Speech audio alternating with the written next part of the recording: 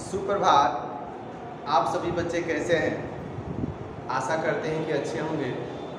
कल हम लोग वाक्य के बारे में पढ़ रहे थे और आज हम लोग लास्ट 3 वाक्य बचा है, उसके बारे में जान लेंगे, समझ लेंगे। उसके बाद से फिर हम लोग वर्णिका या बोधनी की ओर चलेंगे पुस्तक को।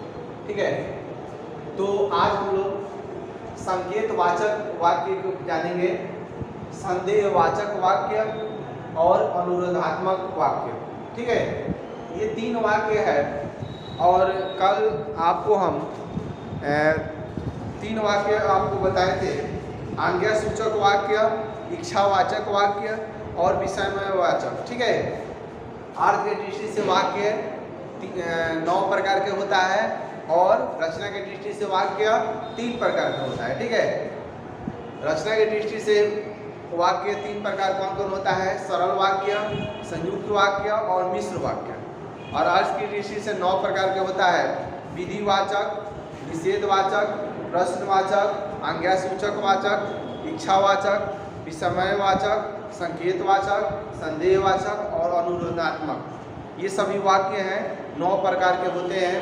और वाक्य का परिभाषा कहता है कि शब्दों का वह व्यवस्थित समूह जो एक पूर्ण भाव प्रकट करता है उसे हम वाक्य कहते हैं। ठीक है, तो इस संकेतवाचक के बारे में पहले हम लोग जान लेते हैं, उदाहरण के साथ समझ लेते हैं। उसके बाद से ये नीचे 2 है उसको समझेंगे। तो देखिए, संकेतवाचक का परिभाषा क्या कहता है कि जो वाक्य किसी दूसरे वाक्य की संभावना पर निर्भर हो उसे क्या कहते हैं जी? संकेतवाचक। मतलब वैसा वाक्य जो किसी दूसरे वाक्य पर निर्भर हो। आपको अभी स्पष्ट नहीं हुआ क्या कहना चाहते हैं। जैसे कोई वाक्य है, उस वाक्य में 2 लाइन दिया गया हो। पहला लाइन जो है, पहला लाइन, दूसरा लाइन, ये दूसरी जो लाइनें हैं वो पहले लाइन पर क्या हो? निर्भर हो। कहने का देखिए, जैसे में सुनिए, कह रहा है वो आता तो काम बन जाता।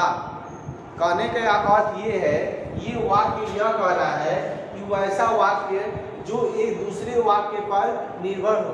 कहने का जैसे कहा जाए कि सीता आ जाती तो गीता का काम कर देती, चाहे मोहन आ जाता ना तो हमारी क्या करता, तो कॉपी को लिख देता, या ये क्या बोलते हैं, सोहन अगर आता ना तो हम लोग दोनों आदमी साथ बाजार जाते।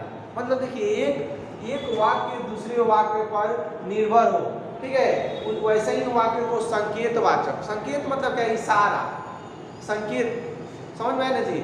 मतलब एक वाक्य दूसरे वाक्य की ओर इशारा कर रहा है या संकेत दे रहा है। ठीक है, चाहे उसका अर्थ को बता रहा है, वैसे वाक्य को क्या कहते हैं? संकेतवाचक। ठीक है, जैसे आपको अभी हम बताएं कि 2 व्यक्ति की एक वाक्य में बातें दी गई है और एक दूसरे पर वो व्यक्ति निर्भर है। ठीक है, चाहे कहा जाता है कि सोहन अगर चलता तो हम भी आज गोपालगंज चलते, सोहन अगर चलता तो हम भी, गीता अगर चलती तो हम भी क्या करते? मंदिर में पूजा करने जाते। तो एक दूसरे पर कोई भी जो निर्भर होता है उसे ही क्या कहते हैं? संकेतवाचक। ठीक है, एक मिनट और देखिए, फिर से एक बार बता देते हैं, फिर से जो लड़की कंफ्यूज है समझ लीजिए। वाक्य, जो वाक्य मतलब संकेतवाचक में कह रहे हैं, जो वाक्य किसी दूसरे वाक्य पर संभावना पर निर्भर होता है वो संकेतवाचक के कहते हैं। ठीक है, चलिए, संदेहवाचक। सबसे पहले देखिए, कोई भी शब्द को हम उसका अर्थ समझ के समझ सकते हैं कि इसमें क्या कह रहा है। संदेह मतलब क्या होता है जी? कोई भी मतलब बात को, माने उसका पहले से अनुभव हो जाना, चाहे अपने मन से विचार करना, संदेह करना। ठीक है, तो उसी को कहते हैं। जैसे देखिए, संदेह का क्या परिभाषा करता है? कहता है संदेह या शंका व्यक्त करने वाले वाक्य को संदेहवाचक कहते हैं।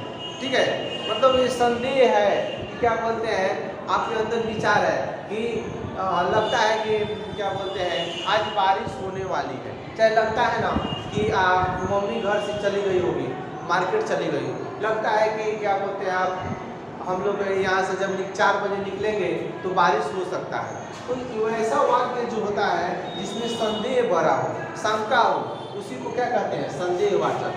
ठीक है, इसमें समझने वाली बात है, वैसा वाक्य जिसमें शंका या संदेह की बातें हो वो संदेहवाचक आता है। जैसे संदेह है कि हम मैट्रिक में क्या बोलते हैं अच्छा नंबर ला सकते हैं, हमें अंदर विचार है, ठीक है, तो वो होता है क्या, संदेहवाचक। चलिए लास्ट वाला का परिभाषा जान लेते हैं। 2 नंबर तो समझे है ना जी। 1 नंबर क्या कहता है, संकेत करता है उस बात की, 2 वाक्य हैं उसमें एक वाक्य दूसरे वाक्य पर निर्भर हो, इसमें संदेह वाली बात कर रहा है। जैसे कोई कहीं क्या कहते हैं जी, जैसे कोई भी बात टीचर हो सकता है संदेह हमें है, अंदर शंका है कि कहीं हमसे पूछ न दे, तो वैसे वाक्य को संदेहवाचक कहते हैं। चलिए आगे चलिए।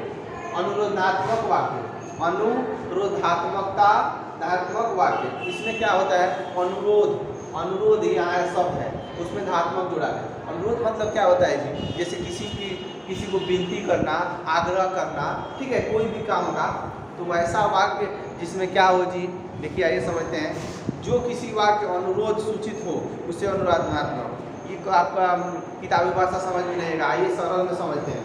वैसा वाक्य जो किसी को क्या बोलते हैं, अनुरोध कर रहा है कोई भी काम करने के लिए, विवश कर रहा है, मतलब उसको कह सकते हैं आग्रह कर रहा है, ठीक है। जैसे कहा जाए कि कृपया आप बैठ जाइए, कृपया आप बाहर जाइए, ये कुछ शब्द ऐसे हैं जो देखिए ध्यान से समझिए, उसमें आग्रह वाली बात हो रही है, ठीक है।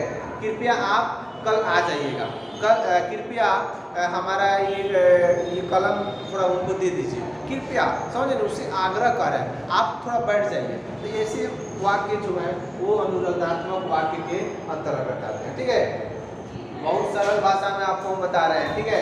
कभी भी पूछ सकता है, एक लाइन लिख देगा, कहेगा कृपया आप यहाँ बैठे, चाहे कृपया आप बैठ जाइए, इन तीनों में से कौन सा वाक्य होगा, कौन होगा जी, अनुरोधात्मक, ठीक है।